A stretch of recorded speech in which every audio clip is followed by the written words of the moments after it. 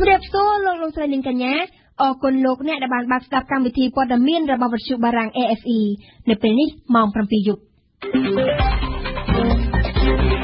កម្មវិធីព័ត៌មានដោយអឹមរចនាកិច្ចចរចាក្រុមការងារបច្ចេកទេសនៃគណៈបកជាប់ឆ្នោតទាំងពីរមិនទាន់មានលទ្ធផលតែព្រមព្រៀងជួបគ្នាម្ដងទៀតនៅចុងសប្តាហ៍រដ្ឋាភិបាលប្រកាសឲ្យប្រើប្រាស់យុទ្ធសាស្ត្រទប់ទល់ការប្រែប្រួលអាកាសធាតុសាកសពអ្នកសារព័ត៌មានវិទ្យុបារាំង AFE បានបញ្ជូនទៅដល់បារាំងហើយឥណ្ឌាបាញ់បង្ហោះរ៉ូបូឲ្យទៅសិក្សាមើលអំពីបរិយាកាសជុំវិញភពព្រះអង្គា RFI ក្រុមការងារបច្ចេកទេសជាន់ខ្ពស់របស់គណៈបកប្រជាជនកម្ពុជានិងគណៈបកសង្គ្រោះជាតិបានចំណាយពេល3ម៉ោងដើម្បីជួបប្រជុំចរចាគ្នាជាថ្មីនៅព្រឹកថ្ងៃទី5វិច្ឆិកានេះកិច្ចប្រជុំចរចាដោយបិទទ្វារនៅរដ្ឋសភាបានជជែកពីការកែតម្រង់ការបោះឆ្នោតតែមិនមានលទ្ធផលត្រូវបានប្រកាសចេញទេក្នុងនោះការបែងចែកអំណាចនិងការសម្រេចទៅចូលរួមប្រជុំរដ្ឋសភាសម្រាប់គណៈបកសង្គ្រោះជាតិមិនមានលើកឡើងទេលំអិតព័ត៌មាននេះដោយលីមេងហួរក្រុមការងារបច្ចេកទេសជាន់ខ្ពស់របស់គណៈបកប្រជាជនកម្ពុជាដឹកនាំដោយលោកព្រំសុខានិងគណៈបកសង្គ្រោះជាតិដឹកនាំដោយលោកសុនឆៃដែលមានសមាជិកភាពម្ខាង5រូបបានចំណាយពេលប្រជុំចរចាប្រមាណ3ម៉ោងចាប់តាំងពីព្រឹកម៉ោង9ថ្ងៃអង្គារទី5វិច្ឆិកានេះកិច្ចប្រជុំចរចាដោយបិទទ្វារនៅរដ្ឋសភានិយាយពីការកែតម្រង់ការបោះឆ្នោតគឺលទ្ធផលមិនទទួលបានផ្លែផ្កាអ្វីទេដោយគេនៅរងចាំរាយការណ៍ជូនថ្នាក់ដឹកនាំជាមុនសិនហើយជួបប្រជុំគ្នាជាថ្មីម្ដងទៀតនៅចុងសប្តាហ៍នេះថ្នាក់ក្រុមការងាររវាងគណៈបកទាំងពីរតែមិនទាន់កំណត់ថ្ងៃពិតប្រាកដនៅឡើយក្នុងសន្និសីទកាសែតបន្ទាប់ពីកិច្ចប្រជុំនៅរសៀលម៉ោងជាង12ថ្ងៃត្រង់លោកព្រំសុខាតំណាងគណៈបកប្រជាជនកម្ពុជានិងគណៈបកសង្គ្រោះជាតិតំណាងដោយលោកយឹមសុវណ្ណបញ្ជាក់ថា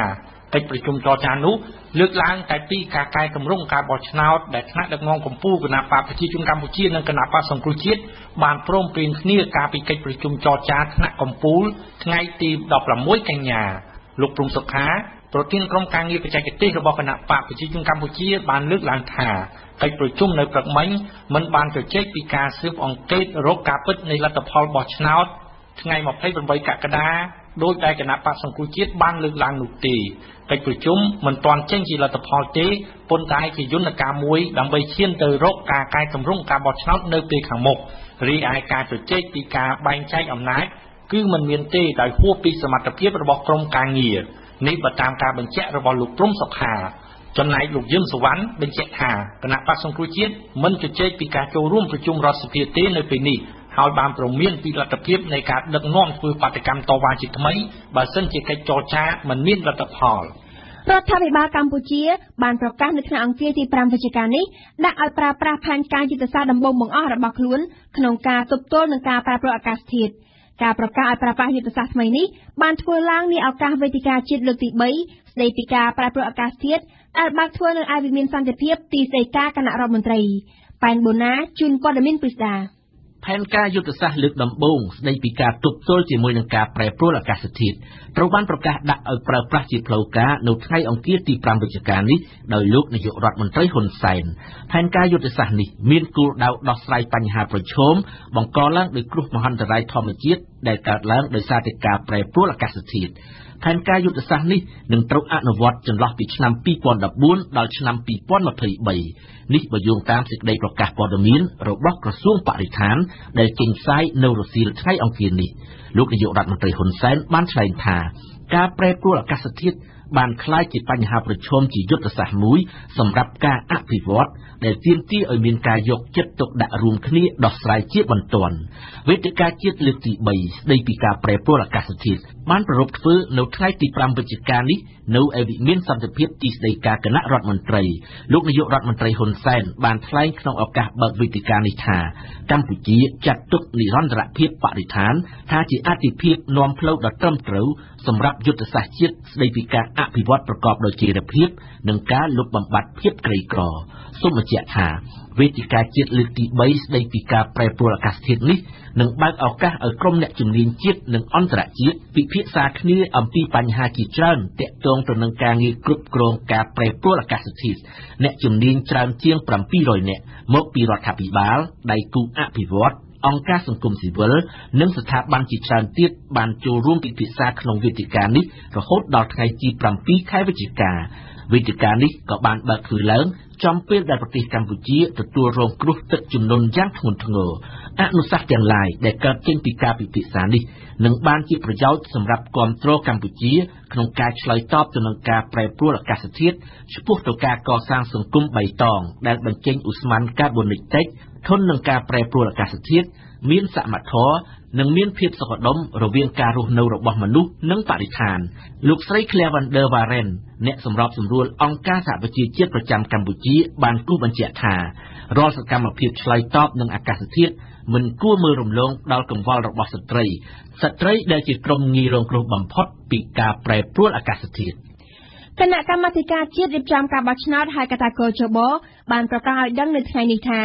ការបោះឆ្នោតលើកទី2ជ្រើសរើសក្រុមប្រឹក្សារាជធានីក្រុមប្រឹក្សាខេត្តក្រុមប្រឹក្សាក្រុងក្រុមប្រឹក្សាស្រុកនិងក្រុមប្រឹក្សាខណ្ឌនឹងប្រព្រឹត្តទៅនៅថ្ងៃទី18ខែឧសភាឆ្នាំ2014ខាងមុខនេះបើតាមកោជបការបរិច្ឆេទនេះគឺយោងតាមការសម្រេចរបស់រដ្ឋាភិបាលកាលពីថ្ងៃទី31តុលាកន្លងទៅសូមរំលឹកថាការបោះឆ្នោតលើកទី1ជ្រើសរើសក្រុមប្រឹក្សាខេត្តរាជធានីបានប្រព្រឹត្តទៅនៅថ្ងៃទី17ខែឧសភាឆ្នាំ2019មជ្ឈមណ្ឌលសិទ្ធិមនុស្សកម្ពុជាបានរិះគន់សេចក្តីសម្រេចរបស់សាលាឧទ្ធរក្នុងការតម្កល់សាលក្រមតុលាការខេត្តស្វាយរៀងដែលផ្ដន្ទាទោសកំបាំងមុខអតីតអភិបាលក្រុងបាវិតលោកជុកបណ្ឌិតឲ្យនៅដដែលលោកអ៊ូវីរៈប្រធានមជ្ឈមណ្ឌលសិទ្ធិមនុស្សកម្ពុជាបានថ្លែងនៅក្នុងសេចក្តីថ្លែងការណ៍មួយចេញផ្សាយនៅថ្ងៃទី4វិច្ឆិកាថានីតិរដ្ឋភាពនៅតែកើតមាននៅក្នុងប្រទេសកម្ពុជាសេចក្តីសម្រេចនេះគឺជាការក្រើនរំលឹកថាប្រព័ន្ធយុត្តិធម៌នៅកម្ពុជាគឺនៅមិនទាន់មានសេរីភាពនិងយុត្តិធម៌ពេញលេញនៅឡើយទេប្រទេសវៀតណាមនៅថ្ងៃស្អែកនេះនឹងផ្ដល់ជំនួយជាអង្គ1000តោនតាមរយៈស្ថានទូតវៀតណាមប្រចាំនៅកម្ពុជាជូនដល់ស្ថាប័នរដ្ឋសភាកម្ពុជាបន្ទាប់ពីទទួលបានជំនួយអង្គ1000តោននេះនឹងបែងចែកភ្លាមៗទៅកាន់ខេត្តរងគ្រោះដោយទឹកជំនន់ទាំង14ខេត្តដោយឡែកគណៈកម្មាធិការអចិន្ត្រៃយ៍នៃរដ្ឋសភាបានអនុម័តទទួលយកសេចក្តីព្រាងច្បាប់ស្តីពីការបង្កើតក្រសួងមុខងារសាធារណៈដែលមុននេះគឺជារដ្ឋលេខាធិការដ្ឋានគម្រោងបង្កើតក្រសួងមុខងារសាធារណៈគឺជាផ្នែកមួយនៃការងារកំណែទម្រង់របស់រដ្ឋាភិបាលអាណត្តិទី5របស់គណៈបកប្រជាជនកម្ពុជាដែលបានធ្លាក់ប្រជាប្រិយភាពក្នុងការបោះឆ្នោតកន្លងទៅថ្មីៗនេះយើងស្ដាប់លៀងដលឹកក្នុងចំណោមសេចក្តីព្រាងច្បាប់សំខាន់ៗដែលគណៈកម្មាធិការអចិន្ត្រៃយ៍រដ្ឋសភាបានសម្រេចទទួលយកមកសិក្សានៅល្ងាចថ្ងៃច័ន្ទនោះគឺមានសេចក្តីព្រាងច្បាប់ស្តីពីការបង្កើតក្រសួងមុខងារសាធារណៈគឺជាការដំឡើងវិសាលភាពនិងទូនាទីនៃស្ថាប័នសំខាន់មួយនេះពីរដ្ឋលេខាធិការដ្ឋានដែលស្ថិតនៅក្រោមដំបូលទីស្តីការគណៈរដ្ឋមន្ត្រីឲ្យទៅជាស្ថាប័នក្រសួងយោងតាមសេចក្តីប្រកាសព័ត៌មានរបស់រដ្ឋសភាគណៈកម្មាធិការអចិន្ត្រៃយ៍រដ្ឋសភាបានសម្រេចប្រគល់ភារកិច្ចសិក្សាសេចក្តីព្រាងច្បាប់នេះទៅឲ្យគណៈកម្មការមហាផ្ទៃការពារជាតិអង្គការនិងមុខងារសាធារណៈដោយសហការជាមួយនឹងគណៈកម្មការនីតិកម្មនិងយុតិធធម៌ដែលជាគណៈកម្មការជំនាញរបស់រដ្ឋសភា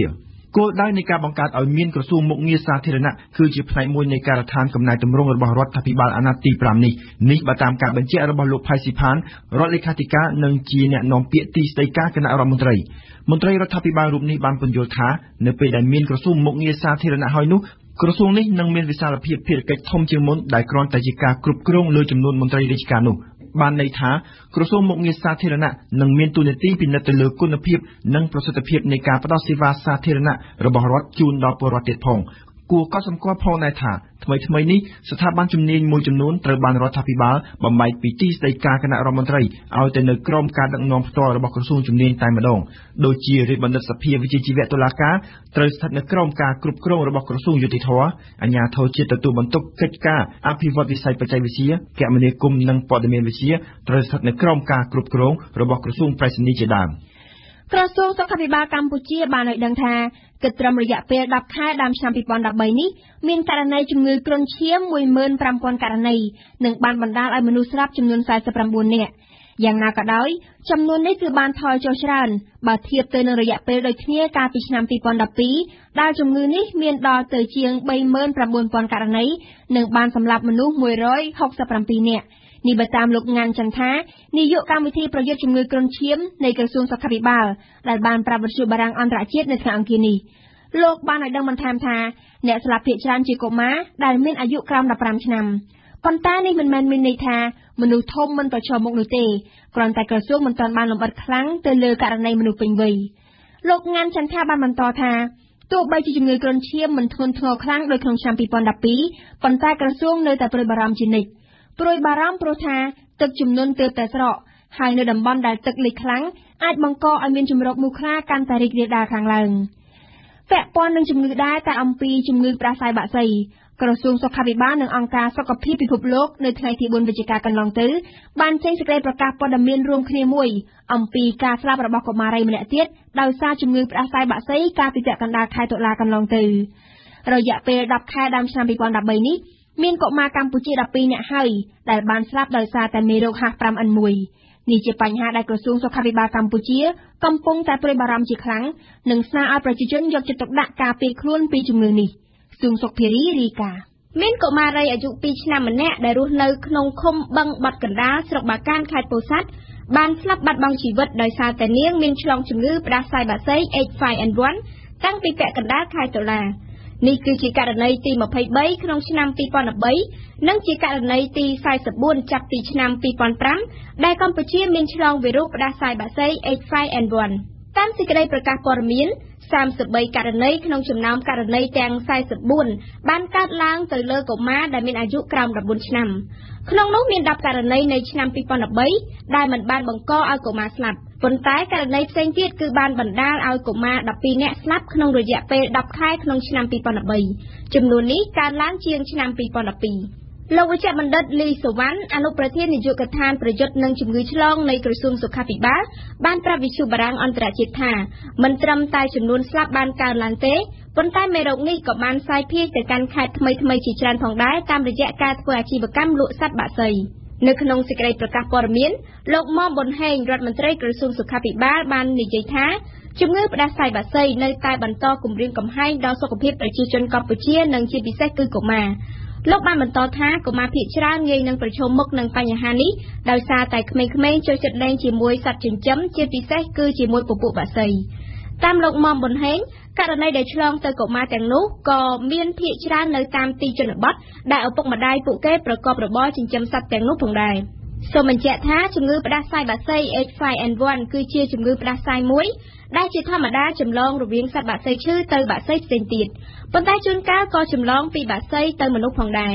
ទោះបីជាជំងឺនេះវាមិនងាយឆ្លងពីមនុស្សម្នាក់ទៅមនុស្សម្នាក់ទៀតប៉ុន្តែបើវាផ្លាស់ប្ដូរវានឹងអាចរាលដាលពីមនុស្សទៅមនុស្សដោយជំងឺផ្ដាសាយតាមរដូវកាលក្រសួងសុខាភិបាលបានអំពាវនាវឲ្យប្រជាជនដែលសង្ស័យថាមានករណីឆ្លងជំងឺនេះត្រូវឆាប់រាយការណ៍ជាបន្ទាន់ទៅមណ្ឌលសុខភាពដែលនៅជិតបំផុតឬទូរស័ព្ទទៅលេខ115ក្រសួងសុខាភិបាលក៏មានចែកឱសថតាមមជ្ឈមណ្ឌលសុខភាពមួយចំនួនដើម្បីការពារអ្នកឆ្លងជំងឺនេះកុំឲ្យស្លាប់បាត់បង់ជីវិតផងដែរយើងផ្ដើមព័ត៌មានអន្តរជាតិនៅប្រទេសបារាំងសាកសពអ្នកសារព័ត៌មានវិទ្យុបារាំងអន្តរជាតិ AFE ទាំងពីររូបគឺលោកស្រី Ghislaine Dupont និងលោក Claude Verlon ដែលត្រូវក្រុមថេរវជនបាញ់សម្លាប់នៅប្រទេសម៉ាលីកាលពីថ្ងៃសប្តាហ៍មុននោះបានបញ្ជូនទៅដល់ប្រទេសបារាំងហើយនៅព្រឹកថ្ងៃអង្គារនេះលោកប្រធានាធិបតីបារាំងបានធ្វើដំណើរទៅអាកាសយានដ្ឋានដើម្បីទទួលសាកសពដោយផ្ទាល់ការិយាល័យវិទ្យុបារាំងអន្តរជាតិនៅប៉ារីបានធ្វើពិធីគោរពវិញ្ញាណក្ខន្ធខ្លីមួយដល់អ្នកសារព័ត៌មានទាំងពីររូបនៅថ្ងៃអង្គារនេះផងដែរព្រមជួនស្រីណាលំអិតព័ត៌មាននេះប្រធានាធិបតីបារាំងលោក François Hollande ប្រមុខការទូតបារាំងលោក Laurent Fabius ព្រមទាំងរដ្ឋមន្ត្រីក្រសួងវប្បធម៌និងទំនាក់ទំនងបារាំងគឺលោកស្រី Aurélie Filippetti បានចុះទៅអាកាសយានដ្ឋាន Roissy-Charles de Gaulle នៅទីក្រុងប៉ារីសដោយផ្ទាល់ដើម្បីទទួលយកសាកសពអ្នកសារព័ត៌មានវិទ្យុបារាំង AFE ទាំងពីរនិងក៏ដើម្បីចូលរួមរំលែកមរណទុក្ខជាមួយក្រុមគ្រួសារសាកសពផងដែរនៅថ្ងៃច័ន្ទម្សិលមិញប្រធានាធិបតីប្រទេសម៉ាលីគឺលោក Ibrahim Boubacar Keïta បានបំពាក់កិច្ចបច្ឆាមរណៈឲ្យដល់អ្នកសារព័ត៌មានបារាំងទាំងពីររូបអគ្គនាយកវិទ្យុបារាំងអន្តរជាតិ RFI លោកស្រី Marie-Christine Sarragos និងប្រធានគ្រប់គ្រងផ្នែកអាហ្វ្រិកនៃវិទ្យុបារាំង RFI ក៏មានវត្តមាននៅអាកាសយានដ្ឋានផងដែរនៅថ្ងៃច័ន្ទម្សិលមិញមុននឹងសាកសពបានបញ្ជូនមកដល់ប្រទេសបារាំងក៏មានការគោរពវិញ្ញាណក្ខន្ធលើកចុងក្រោយជូនចំពោះសាកសពអ្នកសារព័ត៌មានវិទ្យុបារាំង RFI ទាំងពីររូបគឺលោកស្រី Ghislaine Dupont និងលោក Claude Verlon ផងដែរនៅអាកាសយានដ្ឋានក្រុងបាម៉ាកូប្រទេសម៉ាលីគូរំលឹកថាលោកស្រី Ghislaine Dupont និងលោក Claude Verlon ត្រូវបានក្រុមថេរវជនបាញ់សម្លាប់កាលពីថ្ងៃសៅរ៍នៅក្រុងគីដាល់ប្រទេសម៉ាលីសាកសពអ្នកសារព័ត៌មានទាំងពីរត្រូវបញ្ជូនទៅវិទ្យាស្ថានវិទ្យាសាស្ត្រនៅក្រុងប៉ារីសដើម្បីធ្វើកោសល្យវិច័យ អាជ្ញាធរម៉ាលីនិងអាជ្ញាធរបារាំងកំពុងស៊ើបអង្កេតលើឃាតកម្មនេះកាលពីថ្ងៃអាទិត្យកងទ័ពបារាំងសហការជាមួយកងទ័ពម៉ាលីបានចាប់ខ្លួនមនុស្ស5នាក់ជនទាំងនេះមិនមែនជាឃាតករផ្ទាល់នោះទេប៉ុន្តែពួកគេអាចជួយឲ្យមានការស៊ើបអង្កេតវេចមុខក្រុមភេរវជនដែលបានបាញ់សម្លាប់អ្នកសារព័ត៌មានវិទ្យុបារាំងទន្ទឹមនេះដែរប៉ូលីសស៊ើបអង្កេតពិសេសបារាំង5នាក់កំពុងតែធ្វើដំណើរទៅប្រទេសម៉ាលីដើម្បីសហការស៊ើបអង្កេតជាមួយអាជ្ញាធរម៉ាលីភាគខាងត្បូងប្រទេសម៉ាលីនៅតែស្ថិតក្នុងស្ថានភាពអសន្តិសុខខ្ពស់ជានិច្ចទោះបីជាកងទ័ពបារាំងបានទទួលជោគជ័យក្នុងការប្រយុទ្ធជាមួយក្រុមអូទៀមជីហាតក៏ដោយជាក់ស្ដែងគឺបានបង្ហាញតាមរយៈឃាតកម្មលើអ្នកសារព័ត៌មានវិទ្យុបារាំងយើងទាំងពីររូបនេះតែម្ដងកងទ័ពបារាំងនៅទីនោះទៀតសោតក៏មិនអាចរំពឹងលើកងទ័ពអាហ្វ្រិកមកពីប្រទេសសេនេហ្គាល់និងបេណាំងដែលដាក់ការពារនៅតំបន់នោះដែរប្រទេសហ្វីលីពីននៅថ្ងៃអង្គារនេះបានបញ្ជូនក្រុមការងារទៅពិនិត្យមើលរបាយការណ៍ដែលបង្ហាញពីការរំលោភសិទ្ធិនៅប្រទេសអារ៉ាប៊ីសាអូឌីតបន្ទាប់ពីនារីហ្វីលីពីនម្នាក់បានប្តឹងតវ៉ាអំពីរឿងដែលនាងត្រូវគេចាត់ទុកដោយសត្វធាតុលេខាធិការប្រទេសហ្វីលីពីនបានឲ្យដឹងថាអ្នកការទូតហ្វីលីពីនកំពុងតែធ្វើការយ៉ាងជិតស្និទ្ធជាមួយនឹងក្រុមប្រឹក្សាសិទ្ធិមនុស្សនៃប្រទេសដ៏សម្បូរព្រៃមួយនេះដើម្បីការពារពលករហ្វីលីពីនដែលធ្វើការនៅប្រទេសអារ៉ាប៊ីសាអូឌីតនោះនៅប្រទេសចិនវិញក្មេងស្រីអាយុ8ឆ្នាំម្នាក់បានក្លាយជាអ្នកជំងឺមហារីកសួតក្មេងជាងគេបំផុតនៅប្រទេសចិនវេជ្ជបណ្ឌិតបានបន្ទោសការបំពុលបរិស្ថានថាជាមូលហេតុដែលបង្កឲ្យនាងតូចនោះមានជំងឺមហារីកសួតករណីជំងឺមហារីកសួតកើតលើក្មេងគឺជាករណីដ៏កម្របំផុតនេះបើយោងតាមវិទ្យាស្ថានស្រាវជ្រាវមហារីកអាមេរិកប៉ុន្តែករណីដ៏គ្រោះថ្នាក់នេះបានកើនឡើងនៅប្រទេសចិនខណៈដែលការអភិវឌ្ឍនៅក្នុងប្រទេសបានធ្វើឲ្យគុណភាពខ្យល់កាន់តែយ៉ាប់យ៉ឺនឡើងជាពិសេសនៅតំបន់ទីក្រុងក្រសួងសុខាភិបាលក្រុងប៉េកាំងឲ្យដឹងថាអត្រាស្លាប់ដោយសារជំងឺមហារីកសួតនៅប្រទេសចិនបានកើនឡើងលើសពី4ដងក្នុងរយៈពេល30ឆ្នាំនេះឥណ្ឌានៅថ្ងៃអង្គារនេះបានចាប់ផ្ដើមបេសកកម្មដំបូងបំផុតរបស់ខ្លួនទៅកាន់ភពព្រះអង្គារក្នុងគោលបំណងក្លាយខ្លួនទៅជាប្រទេសអាស៊ីទី1ដែលបានទៅដល់ភពពណ៌ក្រហមនោះជាមួយនឹងកម្មវិធីដែលបង្ហាញអំពីបច្ចេកវិទ្យាដែលមានតម្លៃទាបរបស់ពួកគេរ៉ូបូដែលគ្មានមនុស្សជិះត្រូវបានបំផ្ទុះនៅម៉ោង 2:38 នាទីរសៀលម៉ោងក្នុងប្រទេសឥណ្ឌាដើម្បីចាប់ផ្ដើមដំណើរចរ300ថ្ងៃក្នុងការសិក្សាអំពីបរិយាកាសនៅភពព្រះអង្គារយើងស្ដាប់ផ្សេងឌីណារ៉ុកែតផ្ទុកយានអវកាសរបស់ឥណ្ឌាត្រូវបានបាញ់បង្ហោះប្រកបដោយជោគជ័យនៅម៉ោង 2:38 នាទីរសៀលថ្ងៃអង្គារម៉ោងក្នុងស្រុកត្រូវនឹងម៉ោង 4:08 នាទីរសៀលនៅក្នុងប្រទេសកម្ពុជាយានអវកាសគ្មានមនុស្សបើកដែលមានទំហំប៉ុនកូនឡានហើយមានទម្ងន់ជាង1តោននឹងត្រូវធ្វើដំណើរជុំវិញផែនដីក្នុងរយៈពេលជិត1ខែទើបអាចមានលបឿនគ្រប់គ្រាន់ដើម្បីចេញផុតពីទំនាយរបស់ផែនដីហើយធ្វើដំណើរឆ្ពោះទៅកាន់ភពព្រះអង្គារក្នុងរយៈចម្ងាយ780លានគីឡូម៉ែត្រនិងត្រូវប្រើពេលសរុបចំនួន300ថ្ងៃអ្នកវិទ្យាសាស្ត្រនៅទីភ្នាក់ងារអវកាសអាមេរិក NASA បានដឹងថាវាគឺជារឿងដែលមិនគួរឲ្យជឿដែលឥណ្ឌាអាចបាញ់បង្ហោះយានអវកាសទៅកាន់ភពព្រះអង្គារនៅក្នុងពេលឆាប់បែបនេះពីព្រោះថាបេសកកម្មទៅកាន់ភពព្រះអង្គារមានលក្ខណៈស្មុគស្មាញបំផុតដោយសារតែវាមានចម្ងាយឆ្ងាយពីភពផែនដីគួរបញ្ជាក់ថារហូតមកទល់នឹងពេលបច្ចុប្បន្ននេះក្នុងចំណោមបេសកកម្មទៅកាន់ភពព្រះអង្គារដែលគេសាកល្បងធ្វើនៅទូទាំងពិភពលោកចំនួន30មាន23ដងពលគឺជាពាក់កណ្ដាលត្រូវទទួលបរាជ័យជប៉ុនហើយនិងចិនប្រទេសអាស៊ីទាំងពីរសុទ្ធតែធ្លាប់បានព្យាយាមបញ្ជូនយានអវកាសទៅកាន់ភពព្រះអង្គារគឺជប៉ុនកាលពីឆ្នាំ2003និងចិនកាលពីឆ្នាំ2011ក៏ប៉ុន្តែបេសកកម្មទាំងអស់នេះសុទ្ធតែត្រូវទទួលបរាជ័យទាំងអស់គិតរហូតមកទល់នឹងពេលនេះមានតែអាមេរិករុស្ស៊ីនិងសហភាពអឺរ៉ុបប៉ុណ្ណោះដែលអាចបង្ហោះយានអវកាសគ្មានមនុស្សបើកដោយជោគជ័យរហូតអាចធ្វើដំណើរទៅដល់ភពព្រះអង្គារបានឥណ្ឌាអាចនឹងក្លាយទៅជាប្រទេសទី4ប្រសិនបើយានអវកាសដែលបាញ់បង្ហោះនៅថ្ងៃនេះអាចធ្វើដំណើរទៅដល់គន្លងតារាវិថីនៃភពព្រះអង្គារបានតាមគម្រោងពិតមែនអ្វីដែលគួរឲ្យកត់សម្គាល់បេសកកម្មយានអវកាសឥណ្ឌាទៅកាន់ភពព្រះអង្គារនៅពេលនេះត្រូវចំណាយលុយតែប្រមាណជា$73 លានអាមេរិកតែប៉ុណ្ណោះពលគឺ6ដងតិចជាងបេសកកម្មរបស់ NASA ដែលគ្រោងបាញ់បង្ហោះនៅថ្ងៃទី18ខែវិច្ឆិកាខាងមុខហើយដែលត្រូវចំណាយលុយរហូតដល់ទៅ$455 លាននាយករដ្ឋមន្ត្រីថៃលោកស្រីយីងឡាក់ស៊ីណាវ៉ាត់បានថ្លែងការពីច្បាប់លើកលែងទោសហើយអំពាវនាវឲ្យប្រជាជនថៃទាំងអស់ចេះអត់ទោសឲ្យគ្នាក្រោយពីប្រជាជាតិឆ្លងកាត់នូវភាពវឹកវរជាច្រើនឆ្នាំហើយពេលខ្លះរហូតបណ្ដាលឲ្យមនុស្សជាច្រើនត្រូវបាត់បង់ជីវិតដោយឡែកមន្ត្រីការទូតអាមេរិករុស្ស៊ីព្រមទាំងប្រេសិតពិសេសរបស់អង្គការសហប្រជាជាតិនិងសម្ព័ន្ធអារ៉ាប់នឹងជួបគ្នានៅទីក្រុងហ្សឺណែវនៅថ្ងៃអង្គារនេះដើម្បីជជែកអំពីគម្រោងរៀបចំសន្និសីទហ្សឺណែវស្ដីពីបញ្ហានៅសេរីចំណែកលោក John Kerry រដ្ឋមន្ត្រីការបរទេសអាមេរិកកំពុងបំពេញទស្សនកិច្ចនៅក្នុងប្រទេសប៉ូឡូញដើម្បីជជែកអំពីបញ្ហាពាណិជ្ជកម្មនិងការពារជាតិ បន្ទាប់មកនៅល្ងាចនេះលោកនឹងចេញពីប៉ូឡូញហើយបន្តដំណើរទៅកាន់អ៊ីស្រាអែលដើម្បីជំរុញដំណើរការចរចាសន្តិភាពរវាងអ៊ីស្រាអែលនិងប៉ាឡេស្ទីន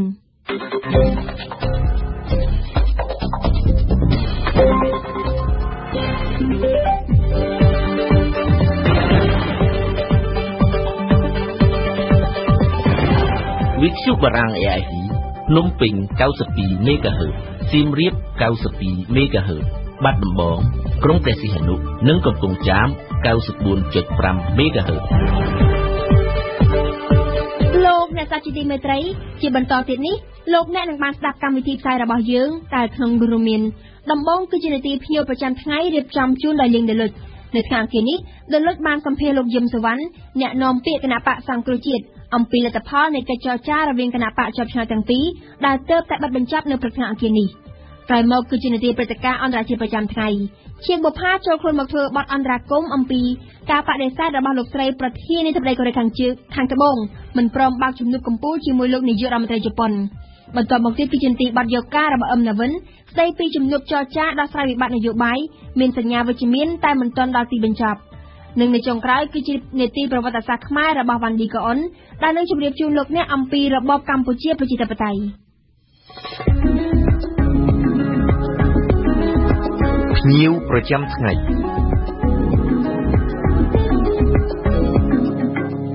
ភ្ញៀវប្រចាំថ្ងៃរបស់វិទ្យុបារាំងអន្តរជាតិនៅថ្ងៃអង្គារទី5វិច្ឆិកានេះគឺលោកយឹមសវណ្ណអ្នកនាំពាក្យគណៈបកសង្គ្រោះជាតិ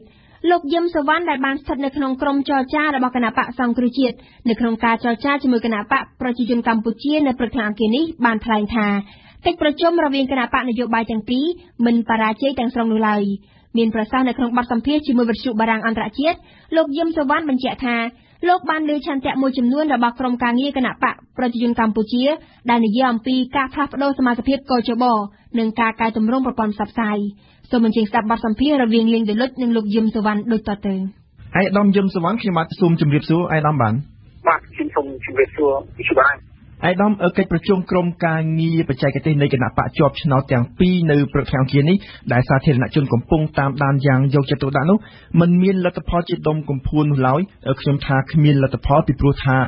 គេមិនបានឃើញមានសេចក្តីសម្រេចចិត្តអ្វីថ្មីក្រៅតែពីក្រុមការងារត្រូវត្រឡប់ទៅរាយការណ៍ជូនថ្នាក់ដឹកនាំរៀងៗខ្លួននោះឡើយអាយដាមក្នុងនាមជាអ្នកតំណាងប្រតិភូនៃភាគីគណៈបកសង្គ្រោះជាតិតើអាយដាមយល់ស្របតាមខ្ញុំទេប្រសិនបើខ្ញុំនិយាយថាកិច្ចប្រជុំនៅព្រឹកមិញនេះបរាជ័យទៀតហើយនោះបាទយ៉ាងហោចណាស់ក៏យើងបានជួបប្រជុំគ្នាដើម្បីជជែកផ្លាស់ប្ដូរយោបល់លើការយល់ឃើញរបស់យើងចំពោះដំណោះស្រាយនយោបាយដែលកំពុងកើតបាទគណៈបកសង្គ្រោះជាតិបានលើកយកនៅរបៀបរយៈចំនួន3យកទៅដាក់នៅក្នុងអង្គប្រជុំទី1យុត្តិធម៌ចំពោះម្ចាស់ឆ្នោតគឺការបង្កើតនៅគណៈកម្មការស្វែងរកការពិតនិងរកយុត្តិធម៌ជូនម្ចាស់ឆ្នោតដោយតែយើងបានលើកដំណងទី2គឺស្នើសុំឲ្យកោជបសមត្ថភាពនិងបងកោជបសម្ដែងនៅការទទួលខុសត្រូវចំពោះការដែលបង្កើតឲ្យមានភាពបន្តក្រដីកន្លងមកធ្វើឲ្យការបោះឆ្នោតមានបញ្ហារហូតដល់តែយើងជាប់ទាំងនយោបាយនៅពេលបច្ចុប្បន្នហើយទី3ស្នើឲ្យមានការជជែកគ្នាទៅលើការកែតម្រង់ការបោះឆ្នោតហើយជាពិសេសការពិនិត្យមើលអនុសាសន៍របស់សង្គមស៊ីវិលរបស់អង្គការសហប្រជាជាតិដើម្បីជំរុញការបោះឆ្នោតលើក្រោយៗកុំឲ្យមានបញ្ហាក៏ដូចជាការជំរុញរោគដោះស្រាយបញ្ហានៃការបោះឆ្នោតកន្លងមកក៏ប៉ុន្តែរបៀបរយៈទាំង3នេះបាទទី1និងរបៀបរយៈទី2គឺគណៈបកប្រជាជនថាមិនព្រមលើកយកមកជជែកអញ្ចឹងយើងមានចំណុចខុសគ្នានៅត្រង់ចំណុចនេះមួយហើយបាទក៏ប៉ុន្តែនៅក្នុងការកែតម្រង់គោលជបយើងក៏បានផ្លាស់ប្ដូរយោបល់គ្នាដើម្បីជំរុញនៅចំណុចមួយចំនួនដែលបានជជែកគ្នាកាលពីការប្រជុំកំពូលថ្ងៃទី16ខែ9កន្លងទៅនេះបាទអាយដាមប្រសិនបើជាអាយដាមកំពុងតែមានប្រសាសន៍ថាកិច្ចប្រជុំព្រឹកមិញនេះមិនមែនជាបរាជ័យទាំងស្រុងនោះទេតើមានទេពន្លឺនៃការជឿនលឿនទៅមុខនឹងលទ្ធផលជីវិតជាមានក្នុងពេលខាងមុខនោះបាទក្រុមការងារគណៈបកទាំងពីរបានព្រមព្រៀងគ្នានឹងរៀបចំការប្រជុំមួយទៀតនៅក្នុងពេលឆាប់ខ ខាងមុខដើម្បីលើកយកនៅបញ្ហាមួយចំនួនដែលយើងមិនទាន់បានចុះសួរគ្នាត្រូវគ្នានៅពេលនេះយកមកជជែកតាមធម្មតាការជជែកជាទីទាការជជែកភាសាសម្រាប់អ្វីមួយវាត្រូវតែទីទាការជជែករវាងក្រុមការងារជាមួយនឹងខាងដឹកនាំកម្ពុជាខ្ញុំយល់ឃើញថានៅពេលនេះយើងគ្រាន់តែថយមួយរយៈសិនដើម្បីយើងយកនៅអ្វីដែលយើងបានផ្លាស់ប្ដូរយោបល់គ្នានៅព្រឹកមិញនេះយកមកជំរាបជូនខាងដឹកនាំកម្ពុជានៅគណៈបកនីមួយៗរៀងៗខ្លួនហើយយើងសង្ឃឹមថានឹងមានការប្រជុំគ្នាតែជាថ្មីម្ដងទៀតនៅក្នុងពេលឆាប់នេះបាទឯកឧត្តមបានមានប្រសាសន៍ហើយថាគណៈបក្សសង្គ្រោះជាតិមានរបៀបវិរៈចំនួន3ដែលយកទៅដាក់នៅលើតុនៃកិច្ចប្រជុំព្រឹកមិញនេះជាមួយនឹងក្រុមការងារនៃគណៈបកប្រជាជនកម្ពុជាតើខាងភាគីគណៈបកប្រជាជនកម្ពុជាមានរបៀបវិរៈរបស់ខ្លួនដែរឬទេឬមួយក៏ថាភាគីទាំងពីរនេះពិភាក្សាតែរបៀបវិរៈដែលលើកឡើងដោយគណៈបក្សសង្គ្រោះជាតិព្រឹកមិញនេះគឺទាំងក្រុមការងារនៃគណៈបកទាំងពីរគឺជជែកនៅក្នុងនៅជុំវិញការលើកឡើងរបស់គណៈបកសង្គ្រោះជាតិគឺរយៈទាំង3ដែលគណៈបកសង្គ្រោះជាតិបានជម្រាបជូនអង្គប្រជុំហើយយើងបានជជែកគ្នាយូរណាស់រយៈពេល3ម៉ោងក៏ប៉ុន្តែនៅទីបញ្ចប់គឺយើងពុំបានព្រមព្រៀងគ្នានៅលើចំណុចណាមួយទេពីព្រោះថាគណៈបកប្រជាជនមិនចង់លើកយកនៅភាពមិនប្រក្រតីនេះយកមកនិយាយមិនចង់លើកយកអំពីការគណៈកម្មការស៊ើបអង្កេតរកការពិតនិងយុត្តិធម៌ជាម្ចាស់ស្លាប់យកមកនិយាយក៏ប៉ុន្តែគណៈបកសង្គ្រោះជាតិបានបញ្ជាក់ចំហយ៉ាងច្បាស់ហើយថាយុត្តិធម៌ត្រូវតែបានរកឃើញចំពោះម្ចាស់ឆ្នោតបើយើងរកមិនឃើញយុត្តិធម៌ទេយើងរកមិនឃើញភាពមិនប្រក្រតីនឹងចំហឆ្ពោះទេយើងមិនអាចធ្វើការកែតម្រង់ទៅមុខឲ្យចំទិសដៅដើម្បីធានាថាថ្ងៃក្រោយកុំឲ្យមានបញ្ហាក្នុងការបោះឆ្នោតម្ដងនោះទេអាយដាមបើខ្ញុំតាមទាន់អ្វីដែលជាប្រសាសន៍របស់អាយដាមគឺបានន័យថាក្រោយតែ2ថ្ងៃនេះគឺជាការណាត់ជួបជាថ្មីក៏ប៉ុន្តែរបៀបវិរៈនោះគឺជារបៀបវិរៈចាស់ទេហើយជារបៀបវិរៈដែលមិនត្រូវបានរកឃើញដំណោះស្រាយតាំងពីដើមរៀងមកដូច្នេះបើជជែករឿងដដែលលទ្ធផលនឹងនៅដដែលមិនថាអញ្ចឹងអាយដាមបានគឺថាគ្មានលទ្ធផលទេយ៉ាងហោចណាស់ក៏ខ្ញុំបានស្ដាប់ឮក្រុមការងារគណៈបកប្រជាជនបានលើកឡើងថាចាំបាច់ត្រូវតែមានការផ្លាស់ប្ដូរសមត្ថភាពកោជបចាំបាច់ត្រូវតែមានការធ្វើអ្វីៗគ្រប់បែបយ៉ាងដើម្បីធានាថាប្រជាពលរដ្ឋមានសិទ្ធិនឹងបានចូលរួមក្នុងការបោះឆ្នោតកុំឲ្យដូចបញ្ហាកន្លងមកចុះឈ្មោះឲ្យបាត់ឈ្មោះតែបោះពី3ដងឲ្យបាត់ឈ្មោះមានបញ្ជីឈ្មោះខ្មោចពូស្ទួនហើយនឹងមានបញ្ហាជាច្រើនទៀតយ៉ាងហោចណាស់ក៏បានលើរឿងហ្នឹងហើយហ្នឹងក៏បានឮថានឹងត្រូវតែមានស្ថាប័នមួយដើម្បីដោះស្រាយដំណោះហើយខ្ញុំបានឮអំពីរឿងការកែតម្រង់ប្រព័ន្ធផ្សព្វផ្សាយដែរនេះគឺជាអ្វីដែលខ្ញុំបានស្ដាប់នៅខាងគណៈបកកណ្ដាលអំណាចនេះបានលើកឡើងដូច្នេះជាចំណុចដែលខាងគណៈបកសង្គ្រោះជាតិមានសុទិដ្ឋិនិយមនិងសប្បាយចិត្តខ្លះដែរតាមធម្មតាបញ្ហាត្រូវតែបានដោះស្រាយអាស្រ័យទៅលើពេលវេលាអាស្រ័យទៅតាមកលៈទេសៈអាស្រ័យទៅតាមការឆន្ទៈនយោបាយទៅតាមការជឿនឃើញការបន្តផលប្រយោជន៍ជាធំផលប្រយោជន៍ជារដ្ឋជាធំរបស់គណៈបកកណ្ដាលអំណាចធំទាំងពីរហ្នឹងបាទត្រង់ចំណុចនេះអាយដាមខ្ញុំបាទចង់ជំរាបសំណួរមួយគឺថាអាយដាមថាតើអ្នកនយោបាយខ្ញុំនិយាយក្នុងក្របខ័ណ្ឌអ្នកនយោបាយជារួមទេមិនថាគណៈបកណាឬក៏គណៈបកណានោះទេអ្នកនយោបាយតើមានបានគិតទេអំពីការធុញទ្រាន់របស់ពលរដ្ឋម្ចាស់ឆ្នោតខ្ញុំមិននិយាយអំពីអ្នកគ្រប់គ្រង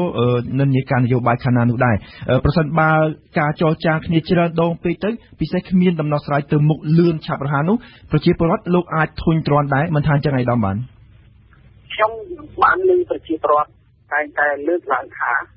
គាត់ថាទុកចិត្តធុញទ្រាន់ឬឈឺចាប់រយៈពេលខ្លីវាប្រសើរជាងទ្រាំទ្រនឹងជំងឺឈឺចាប់រ៉ាំរ៉ៃទៅជារៀងរហូតបាទអាយដាមអាចផ្ដល់ជាគំនិតបានទេឬក៏ជាព័ត៌មានទូទៅនោះថាតើគេត្រូវការប្រជុំប៉ុន្មានដងទៀតទើបអាចដោះស្រាយវិបត្តិនយោបាយនៅពេលនេះបានអាយដាមបានខ្ញុំមិនអាចរាប់ថាប្រជុំប្រមាណដងពេលទេក៏ប៉ុន្តែយើងក៏មិនត្រូវបន្លាយពេលយូរណាស់ដែរពីព្រោះយើងបានស្រាប់ហើយសេដ្ឋកិច្ចជាប់គាំងបញ្ហាវិនិយោគិនបញ្ហាចេញបរពីបរទេសបញ្ហាជំនួយបរទេសបញ្ហាសេដ្ឋកិច្ចគឺសុទ្ធតែជាបញ្ហាដែលត្រូវតែរងចាំការដំណោះស្រាយនយោបាយនិងស្ថិរភាពនយោបាយដែលប្រកបដោយយុត្តិធម៌ជឿថាគណៈបកនយោបាយជាពិសេសគណៈបកកណ្ដាលអំណាចហើយគួរតែយល់អំពីបញ្ហានេះហើយរួមគ្នាដោះស្រាយបញ្ហាឲ្យបានឆាប់តាមតែអាចធ្វើទៅបានដូច្នេះការជួបប្រជុំនៅលើកក្រោយនេះទៀតអាចនឹងធ្វើទៅនៅពេលណាដែរក្នុងសប្តាហ៍នេះតែម្ដងឬយ៉ាងណាបានបាទកាលពីក្នុងប្រជុំគណៈបកសង្គ្រោះជាតិ បានស្នើសុំឲ្យក្រុមការងារគណៈបកទាំងពីរជួបនៅថ្ងៃទី7ជួបនៅរសៀលថ្ងៃទី7ក៏ប៉ុន្តែក្រោយមកដោយមិនទាន់បានចេញនៅសេចក្តីថ្លែងការណ៍រួមណាមួយសេចក្តីប្រកាសព័ត៌មានរួមណាមួយគណៈបកប្រជាជនក៏បានលើកឡើងថាមិនទាន់កំណត់ការប្រជុំបាននៅឡើយទេប៉ុន្តែគណៈបកសង្គ្រោះជាតិចង់ឲ្យមានការប្រជុំឲ្យបានឆាប់ដើម្បីស្រោះបកស្រាយឲ្យបានឆាប់រោគធ្វើម៉េចកុំឲ្យជាប់ទាំងនយោបាយបន្តទៅទៀតបានន័យថាចាប់ពីពេលនេះទៅគណៈបកទាំងពីរនឹងធ្វើការជាមួយគ្នាតាមរយៈទូរស័ព្ទខ្សែទូរស័ព្ទបានដើម្បីណាត់ជួបគ្នាជាថ្មីបាទខំធំមិនហាក់តទៅជួបមិនដោះស្រាយបានទៅជាមិនជួបធ្វើមិនដោះស្រាយបានពីព្រោះក្នុងការរកមិនដោះស្រាយនយោបាយមានតែពីរទេទី1គឺសង្គ្រាមទី2គឺចរចាគឺជាជ័យដោះស្រាយដោយសន្តិវិធីជាការពិតដោះស្រាយដោយសង្គ្រាមដោយហិង្សាគឺយើងមិនអាចទៅជួបទេហើយយើងក៏មិនជឿលើយកដែរហើយមានតែដោះស្រាយដោយសន្តិវិធីនិងជួបការចរចាគ្នាតែប៉ុណ្ណឹងបាទកាលណាតែចរចាដោយសន្តិវិធីឬមួយជជែកគ្នាដោយសន្តិវិធីចាំបាច់ទៅមានការជួបគ្នាខ្ញុំបាទសូមអរគុណអាយដាមយឹមសុវណ្ណអ្នកនាំពាក្យគណៈបក្សសង្គ្រោះជាតិនិងជាអ្នកដំណើររាជមណ្ឌលភ្នំពេញដែលបានផ្ដល់ពេលវេលាសម្ភាសន៍ដល់ខ្ញុំបាទនៅក្នុងនីតិភ្ញៀវប្រចាំថ្ងៃរបស់វិទ្យុបារាំងអន្តរជាតិនៅថ្ងៃនេះជុំវិញការចរចានយោបាយនៃគណៈបកប្រជាជនកម្ពុជានិងគណៈបក្សសង្គ្រោះជាតិសូមជម្រាបលាអាយដាមបាទសូមជម្រាបលាដំណឹងជ្រើសរើសបុគ្គលិកវិទ្យុបារាំងអន្តរជាតិ RFE ត្រូវការជ្រើសរើសអ្នកសារព័ត៌មានជាច្រើនអ្នកដែលមានលក្ខណៈសម្បត្តិដូចតទៅមានអាយុក្រោម40ឆ្នាំមានសញ្ញាបត្រឬបរិញ្ញាបត្រចេញពីសាលាកាសែតមានកម្រិតវប្បធម៌ទូទៅខ្ពស់អាចក្តាប់បានល្អបច្ចុប្បន្នភាពជាតិនិងអន្តរជាតិមានទឹកដៃនិងថ្វីមាត់មានបទពិសោធន៍ក្នុងអាជីពយ៉ាងតិច5ឆ្នាំផ្នែកវិទ្យុឬទូរទស្សន៍ចេះភាសាបារាំងឬអង់គ្លេសច្បាស់លាស់ចេះធ្វើការងារជាក្រុមនិងអាចបំពេញការងារក្រៅម៉ោងទៅតាមការកំណត់របស់ក្រុមហ៊ុនបេក្ខជនបេក្ខនារីដែលមានចំណាប់អារម្មណ៍សូមមកដាក់ពាក្យនៅទីស្នាក់ការរបស់វិទ្យុបារាំង RFE ជាន់ទី21អគារកាណាឌីយ៉ាមហាវិថី5មនីវងឲ្យបានមុនថ្ងៃទី15ខែវិច្ឆិកាឆ្នាំ2013លោកនាងកំពុងស្ដាប់វិទ្យុបារាំងអន្តរជាតិ RFE ព្រឹត្តិការណ៍អន្តរជាតិប្រចាំថ្ងៃលោកអ្នកសាស្ត្រជាទីមេត្រីនេតិព្រឹត្តិការណ៍អន្តរជាតិប្រចាំថ្ងៃរបស់យើងនារីត្រីនេះមានអន្តរាគមន៍ពីជាងបុប្ផាជំរាបសួរបុប្ផាចា៎ជំរាបសួររចនាបុប្ផានៅថ្ងៃអង្គារនេះប្រទេសជប៉ុនបានសម្ដែងការសោកស្ដាយនិងខកចិត្តដែលលោកស្រីប្រធានាធិបតីកូរ៉េខាងត្បូងប៉ាក់គុនហេនឹងបដិសេធមិនទទួលធ្វើជំនួបកំពូលជាមួយលោកស៊ីនស៊ូអាបេបុប្ផាជប៉ុននិងកូរ៉េខាងត្បូងជាសម្ព័ន្ធមិត្តរួមរបស់អាមេរិកហើយនឹងទើបតែធ្វើសម្ពយុទ្ធរួមគ្នាកាលពីដើមខែតុលាកន្លងទៅប៉ុន្តែហេតុអ្វីបានជាប្រធានាធិបតីកូរ៉េខាងត្បូងទើបមកបដិសេធមិនចង់ជួបប្រជុំជាមួយលោកនាយករដ្ឋមន្ត្រីជប៉ុននៅពេលនេះទៅវិញរចនាដំបូងខ្ញុំចង់បញ្ជាក់ថាចាប់តាំងពីចូលកាន់តំណែងជាប្រធានាធិបតីកូរ៉េខាងត្បូងមកលោកស្រីប៉ាក់គុនហឺមិនដែលបានជួបទល់មុខជាផ្លូវការនិយាយជាមួយនឹងលោកនាយករដ្ឋមន្ត្រីជប៉ុនទេជប៉ុនដែលត្រូវការកូរ៉េខាងត្បូងដើម្បីទប់ទល់ទៅនឹងកូរ៉េខាងជើងនឹងតែងតែបានស្នើឲ្យមានជំនួបកំពូលរវាងមេដឹកនាំរបស់ប្រទេសទាំងពីរក៏ប៉ុន្តែនៅក្នុងបទសម្ភាសន៍មួយជាមួយនឹងទូរទស្សន៍អង់គ្លេស BBC កាលពីថ្ងៃម្សិលមិញហ្នឹងលោកស្រីប៉ាក់គុនហឺបានបញ្ជាក់ចំហរបស់លោកស្រីច្បាស់ថាជំនួបកំពូលទ្វេភាគីជប៉ុនកូរ៉េខាងត្បូងនឹងជារឿងគ្មានប្រយោជន៍មួយហើយនឹងមិនអាចធ្វើទៅបានទេដរាបណាជប៉ុននឹងនៅតែប្រកាន់ចំហប្រវត្តិសាស្ត្ររបស់ខ្លួនដោយមិនព្រមសុំទោសហើយនឹងមិនព្រមទទួលស្គាល់ឧក្រិដ្ឋកម្មសង្គ្រាមដែលខ្លួនបានធ្វើកាលពីសង្គ្រាមលោកលើកទី2គួរដឹងថាកូរ៉េខាងត្បូងនិងជប៉ុននឹងគឺថាធ្លាប់មានប្រវត្តិសាស្ត្រជួចចាត់ជាមួយនឹងគ្នាដោយសារតែកូរ៉េខាងត្បូងធ្លាប់រងគ្រោះដោយសារតែអាណានិគមរបស់ជប៉ុនអស់ជាង3ទសវត្សរ៍គឺពីឆ្នាំ1910ដល់ឆ្នាំ1945គឺនៅពេលដែលជប៉ុននឹងចាញ់សង្គ្រាមលោកលើកទី2ហើយរហូតដល់ពេលនេះកូរ៉េខាងត្បូងនៅតែទាមទារឲ្យជប៉ុននោះសុំទោសចំពោះឧក្រិដ្ឋកម្មរបស់ទាហានជប៉ុនទៅលើប្រជាជនកូរ៉េជាពិសេសទៅលើស្ត្រីកូរ៉េតែម្ដងដែលជប៉ុនបានចាប់យកទៅធ្វើជាទាសករផ្លូវភេទរបស់ទាហានជប៉ុននៅក្នុងសម័យសង្គ្រាមលោកលើកទី2បើតាមការប៉ាន់ស្មានរចនានៅក្នុងអំឡុងសង្គ្រាមលោកលើកទី2ជប៉ុនបានចាប់បង្ខំស្ត្រីអាស៊ីប្រមាណ200,000នាក់ឲ្យធ្វើជានារីលក់ខ្លួនសម្រាប់ទាហានជប៉ុនហើយដែលពួកគេភាគច្រើនគឺជាស្ត្រីវ័យក្មេងមកពីប្រទេសកូរ៉េដោយសារតែរឿងអតីតកាលមួយនឹងឬដែលធ្វើឲ្យកូរ៉េខាងត្បូងបដិសេធមិនចង់ធ្វើជំនួបកំពូលជាមួយជប៉ុន រឿងអតីតកាលដែលប្រទេសទាំងពីរនៅមិនទាន់ដោះស្រាយឲ្យចប់ជាស្រឡះរចនាហើយដែលនៅតែបន្តធ្វើឲ្យកូរ៉េខាងត្បូងនិងជប៉ុននឹងនៅមើលមុខគ្នាមិនចំរហូតដល់សប្តាហ៍នេះថ្មីត្បិតដែលជប៉ុនធ្លាប់បានសុំទោសជាច្រើនដងមកហើយក៏ធ្លាប់បានសងជំងឺផ្លូវចិត្តដល់ស្ត្រីរងគ្រោះដោយសារតែទាហានជប៉ុនមែនក៏ប៉ុន្តែជប៉ុនមិនដែលបានសុំទោសឲ្យចំដល់ស្ត្រីរងគ្រោះកូរ៉េខាងត្បូងទេ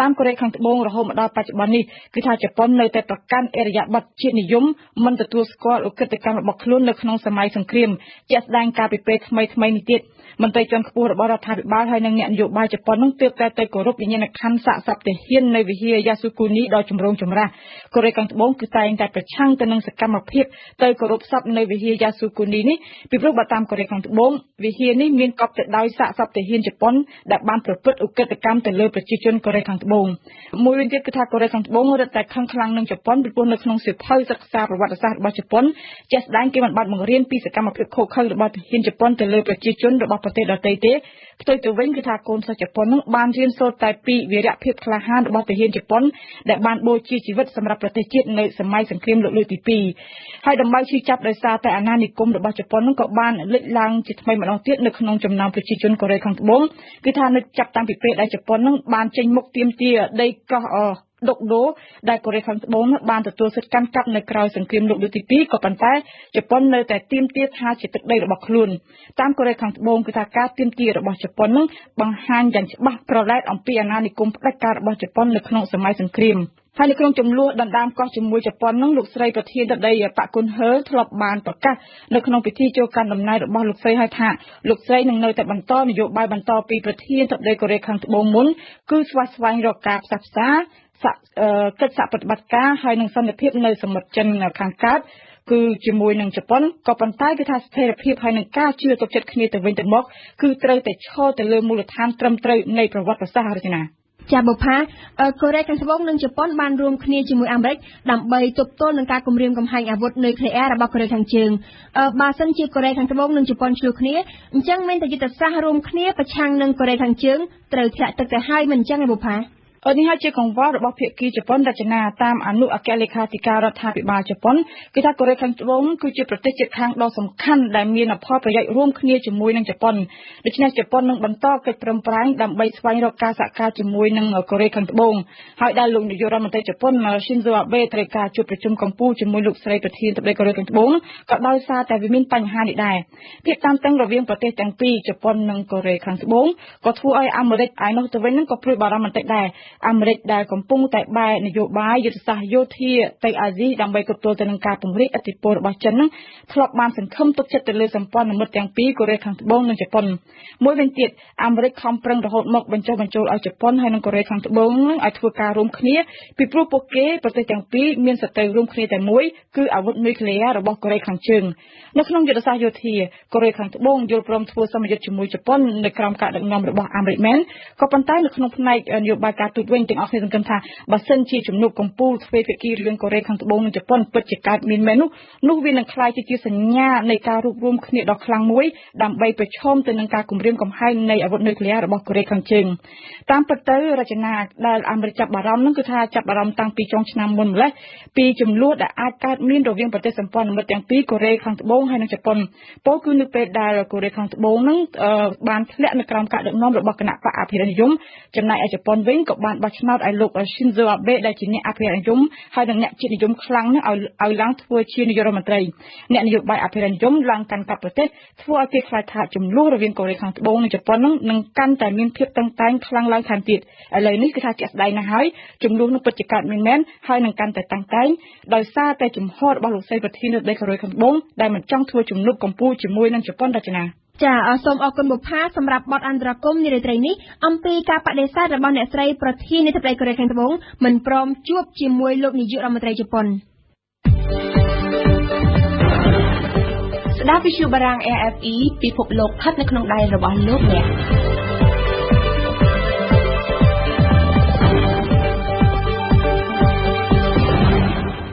លោកអ្នកនាងកំពុងស្ដាប់វិទ្យុបារាំងអន្តរជាតិ RFE ប្រសិនបើលោកអ្នកខកខានមិនបានស្ដាប់ការផ្សាយកម្មវិធីព័ត៌មានរបស់យើងលោកអ្នកក៏អាចស្ដាប់ឡើងវិញឬទាញយកអត្ថបទព័ត៌មានណាមួយក៏ដោយដែលលោកអ្នកចង់បានដោយចូលទៅកាន់គេហទំព័រ www.rfi.fr khmer.rfi.fr បទយោកាមន្ត្រីថ្នាក់បច្ចេកទេសគណៈបកប្រជាជនកម្ពុជានិងគណៈបកសង្គ្រោះជាតិបានជួបចរចាគ្នាជាង3ម៉ោងនៅព្រឹកថ្ងៃអង្គារនេះដើម្បីរកផ្លូវដោះស្រាយវិបត្តិនយោបាយក្រោយកិច្ចប្រជុំគណៈបកទាំងពីរបានប្រកាសថាពួកគេនឹងជួបគ្នាបន្តទៀតហើយលទ្ធផលនៃការចរចាថ្ងៃនេះត្រូវរាយការណ៍ជូនថ្នាក់ដឹកនាំមិនទាន់ប្រកាសជាសាធារណៈបានទេដូច្នេះវិបត្តិនយោបាយនៅកម្ពុជាទំនងជាត្រូវការពេលវេលាទៅមុខទៀតប៉ុន្តែអ្នកខ្លំមើលសង្គមប្រមានថាប្រសិនជាអូបន្លាយពេលវេលាកាន់តែយូរសង្គមជាតិនឹងខាត់បងកាន់តែច្រើនសូមបញ្ជាក់ស្ដាប់បទយោការរបស់អឹមណាវិនដូចតទៅថ្ងៃនេះគឺថ្នាក់ដឹកនាំពូលគណៈបកទាំងពីរបានប្រគល់ការងារឲ្យក្រុមការងារគណៈបកទាំងពីរគឺគណៈបកប្រជាជនហើយនិងគណៈបកសង្គ្រោះជាតិដើម្បីជួបភាសាលើកិច្ចការមួយចំនួនសម្រាប់ថាយើងនឹងរាយការណ៍ជូននៅអ្វីដែលយើងបានផ្លាស់ប្ដូរយោបល់គ្នាថ្ងៃនេះទៅថ្នាក់ដឹកនាំកម្ពុជាហើយយើងបានកំណត់ថាយើងនឹងជួបគ្នាសារជាថ្មីម្ដងទៀតនៅក្នុងពេលឆាប់ខាងមុខសម្រាប់បានប្រសាសន៍ដោយខាងលើមកប្រាប់អ្នកកាសែតមន្ត្រីគណៈបកប្រជាជនកម្ពុជានិងគណៈបកសង្គ្រោះជាតិបានជួបប្រជុំគ្នាជាង3ម៉ោងឯណោះជាកិច្ចប្រជុំបិទទ្វារមិនឲ្យអ្នកណាចូលទៅជិតនោះឡើយរាប់ទាំងអ្នកកាសែតផងដែរតំណាងគណៈបកឈ្នះឆ្នោតទាំងពីរដែលមានសមាជិកភាពម្ខាង5រូបបានចំណាយពេលជាង3ម៉ោងពោលពីការចរចាដែលចាប់ផ្ដើមពីម៉ោង9ព្រឹករហូតដល់ម៉ោងជាង12ថ្ងៃត្រង់ទើបបានបញ្ចប់វាជាកិច្ចចរចាដើម្បីជំនួសជំលាយភាពតច្រកផ្នែកនយោបាយដែលកើតមានចាប់តាំងពីក្រោយការបោះឆ្នោតនៅថ្ងៃទី28ខែកក្កដាមកម្លេះថ្ងៃនេះគឺភាសាលើកិច្ចការមួយចំនួនពិសេសគឺយើងផ្អែកលើចំណុចដែលយើងបានឯកភាពគ្នាកន្លងទៅឯកភាពគ្នាកន្លែងណាគឺកាលពីកិច្ចប្រជុំកំពូលថ្ងៃទី16ខែកញ្ញាឆ្នាំ2013កន្លងទៅគឺគណៈដឹកនាំកំពូលនៃគណៈបកទាំងពីរបានឯកភាពគ្នាលើចំណុចមួយគឺថាគឺតាក់ទងដល់ការកែតម្រង់នៃការបោះឆ្នោតនៅពេលខាងមុខនៅពេលមន្ត្រីគណៈបច្ចេកទេសនៃគណៈបកទាំងពីរជួបប្រជុំគ្នានៅព្រឹកមិញនេះក្រុមអ្នកកាសែតជាតិនិងអន្តរជាតិមិនហ៊ានទៅណាឆ្ងាយពីបន្ទប់ប្រជុំនោះឡើយបើទោះបីជាពួកគេមិនអនុញ្ញាតឲ្យចូលទៅក្នុងបន្ទប់ស្ដាប់កិច្ចចរចានេះឬក៏ពួកគេត្រូវដាច់បាយដាច់ទឹកយ៉ាងណាក៏ដោយចុះព្រឹត្តិការណ៍នៃការជួបចរចានេះទំនងជាប្រធានបទសំខាន់សម្រាប់អ្នកសារព័ត៌មានទាំងអស់នៅថ្ងៃនេះនិយាយដោយឡែក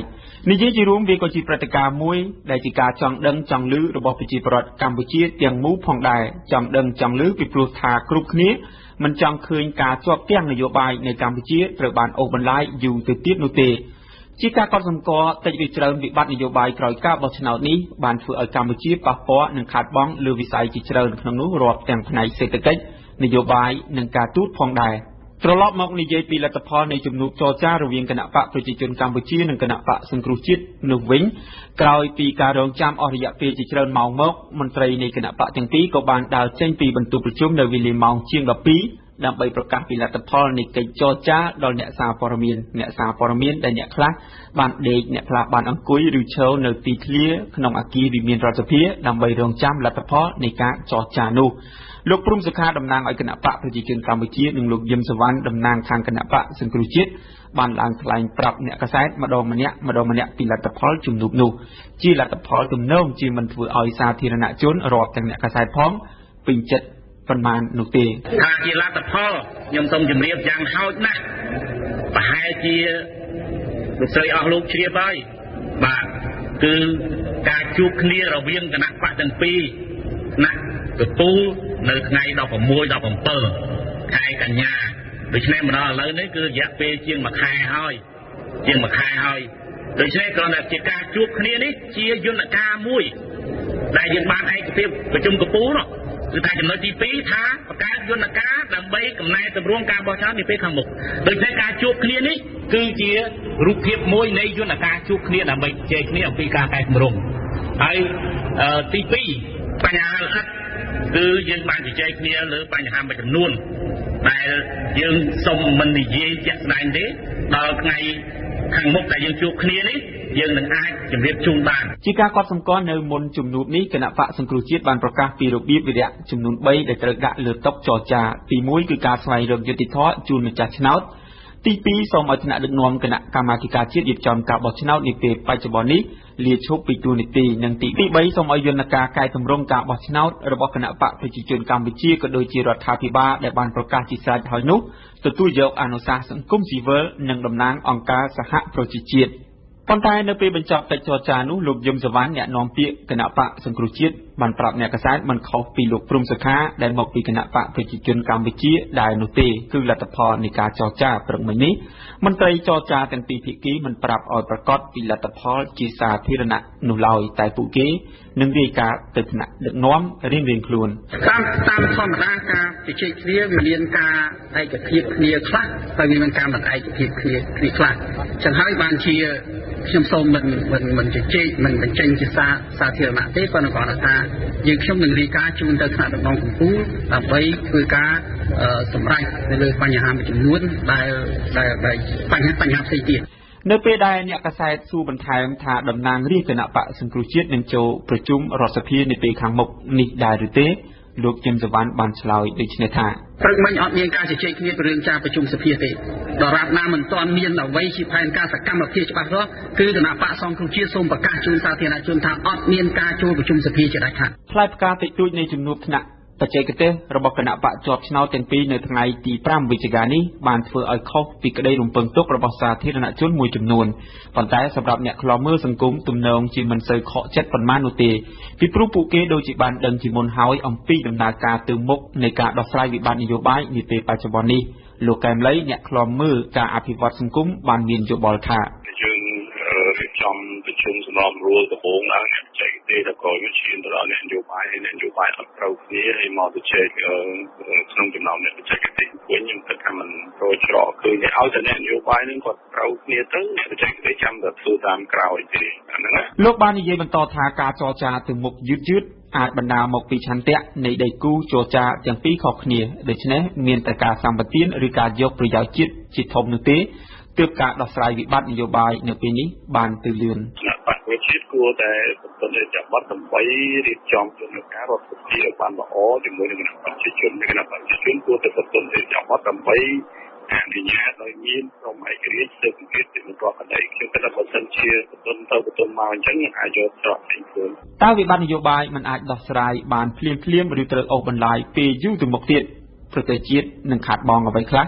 យើងស្ដាប់ទស្សនៈរបស់លោកកែមលីម្ដងទៀតជាកិច្ចបញ្ចប់នៃបទចរចានេះអ្នកដែលខាតបង់ខ្លាំងជាងគេគឺប្រទេសជាតិទាំងមូលតែម្ដងខាងផ្នែកសេដ្ឋកិច្ចជាពិសេសគឺសេដ្ឋកិច្ចខ្នាតតូចហើយនិងសេដ្ឋកិច្ចខ្នាតមធ្យមហើយទី2គឺកិត្តិយសកិច្ចការភាពរបស់ប្រទេសនេះគឺបាត់បង់ហើយទី3ដំណងការទូតក្នុងផ្នែកខ្លះកាន់តែរួញទៅហើយទី4ទៀតគឺវាអាចរុញច្រានប្រទេសយើងនឹងឲ្យខ្លាយទៅជាប្រទេសមួយដែលមានជំងឺរ៉ាំរ៉ៃអាចមានវិបត្តិសង្គមកើតឡើងអាចមានការប៉ះពាល់កើតឡើង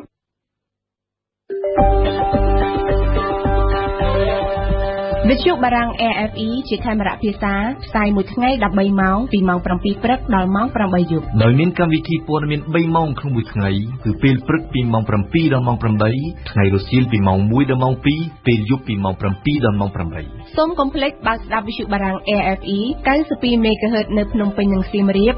94.5 MHz នៅបាត់ដំបងក្រុងព្រះសីហនុនិងកំពង់ចាមស្ដាប់វិទ្យុបារាំងដើម្បីស្គាល់ពិភពលោកកាន់តែច្បាស់និងដើម្បីទទួលចំណេះដឹងអរគុណណាវិនសម្រាប់បទយកការសូមជម្រាបថាលោកអ្នកនាងកំពុងស្ដាប់វិទ្យុបារាំងអន្តរជាតិ AFE ប្រវត្តិសាស្ត្រខ្មែរនៅថ្ងៃអង្គារនេះវ៉ាន់ឌីកអុនធ្វើអត្ថាធិប្បាយអំពីរបបរបស់ពួកខ្មែរក្រហមដែលមានឈ្មោះថារបបកម្ពុជាប្រជាធិបតេយ្យតើរបបនេះដែលគ្រប់គ្រងស្រុកខ្មែរពីថ្ងៃទី17មេសាឆ្នាំ1975មកដល់ថ្ងៃទី7មករាឆ្នាំ1979ជារបបបែបណាសូមអញ្ជើញស្ដាប់វ៉ាន់ឌីកអុនដូចតទៅ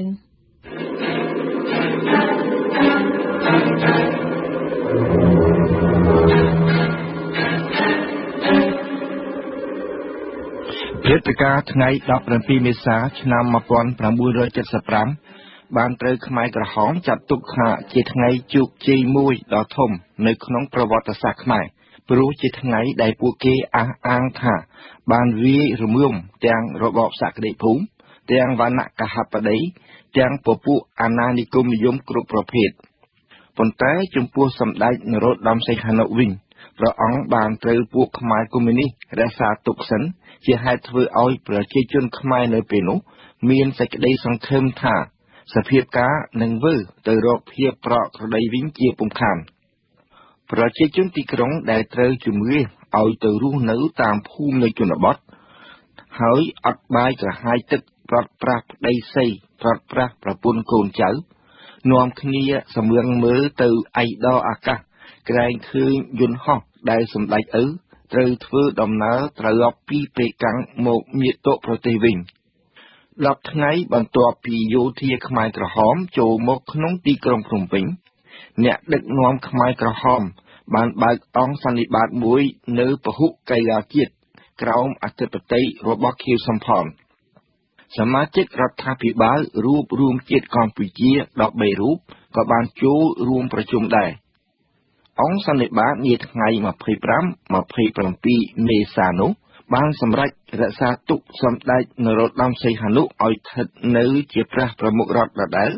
ហើយលោកប៉ែនរត់ឲ្យស្ថិតនៅជានាយករដ្ឋមន្ត្រីបន្តទៅទៀតជាង4ខែក្រោយមហាសន្និបាតនេះគឺនៅថ្ងៃ9កញ្ញាឆ្នាំដដែលសម្ដេចនរោត្តមសីហនុដែលគង់នៅទីក្រុងប៉េកាំងបានត្រូវពួកខ្មែរក្រហមអនុញ្ញាតឲ្យវិលត្រឡប់មកស្រុកខ្មែរវិញប៉ុន្តែព្រះអង្គគង់នៅទីក្រុងភ្នំពេញតែមួយរយៈពេលតូចប៉ុណ្ណោះព្រោះត្រូវយាងទៅបំពេញបេសកកម្មនៅបរទេសនិងនៅអង្គការសហប្រជាជាតិនៅខែកុម្ភៈឆ្នាំ1976រដ្ឋធម្មនុញ្ញកម្ពុជាប្រជាធិបតេយ្យបានត្រូវប្រកាសឲ្យប្រើរដ្ឋធម្មនុញ្ញនោះគឺជារដ្ឋធម្មនុញ្ញកុម្មុយនីសតែម្ដងព្រោះមធ្យោបាយបង្កើតផលត្រូវយកមកដាក់ជាទ្រព្យសម្បត្តិរបស់សមូហភាពទាំងអស់វប្បធម៌គ្រប់ប្រភេទទាំងវប្បធម៌ខ្មែរទាំងវប្បធម៌បរទេសត្រូវរំលងចោលអស់ព្រោះគេដំណើរផ្នែកបញ្ញា20សតវត្សរបស់មនុស្សជាតិទាំងមូលទាំងអំបៅមកនោះត្រូវពួកខ្មែរក្រហមចាត់ទុកថាជាប្រភពនៃអំពើពុករលួយទាំងអស់នៅថ្ងៃ2មេសាឆ្នាំ1976សម្ដេចនរោត្តមសីហនុបានលាលែងពីមុខតំណែងព្រះប្រមុខរដ្ឋដើម្បីផ្ដល់តួនាទីនេះទៅឲ្យខៀវសំផនវិញគឺនៅពេលនោះហើយដែលប៉ុល ពតចេញមុខដឹកនាំរបបថ្មីដោយមានតួនាទីជានាយករដ្ឋមន្ត្រី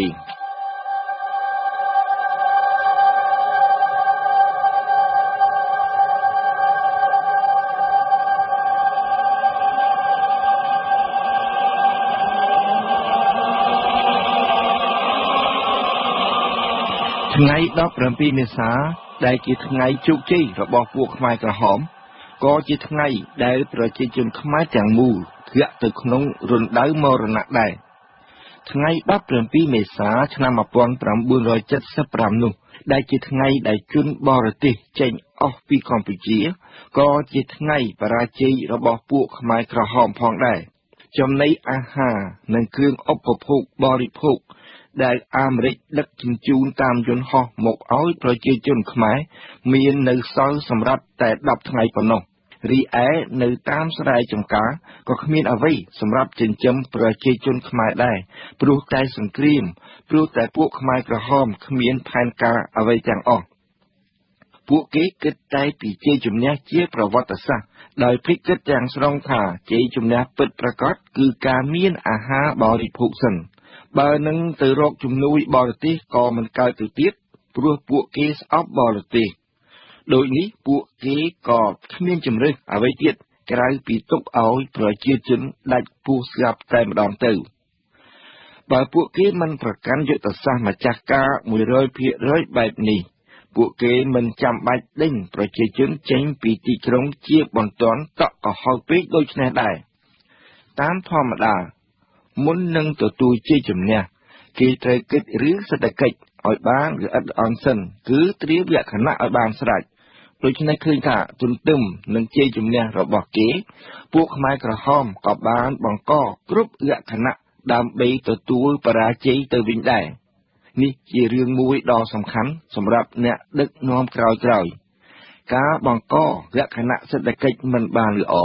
គឺគ្មានអ្វីក្រៅពីការជីករណ្ដៅកប់ខ្លួនឯងទេគឺបើមិនទាន់ហន់ក៏មិនអាចទ្រាំទ្របានយូរដែរគឺដោយពាក្យខ្មែរតែងពោលថាធ្វើស្រែនឹងទឹកធ្វើសឹកនឹងបាយដូចនេះដែរដោយអស់ពេលវេលាខ្ញុំសូមស្ទះត្រឹមនេះសិនចុះនៅសប្តាហ៍ក្រោយខ្ញុំនឹងនិយាយរៀបរាប់អំពីរបបកម្ពុជាប្រជាធិបតេយ្យនេះបន្តទៅទៀត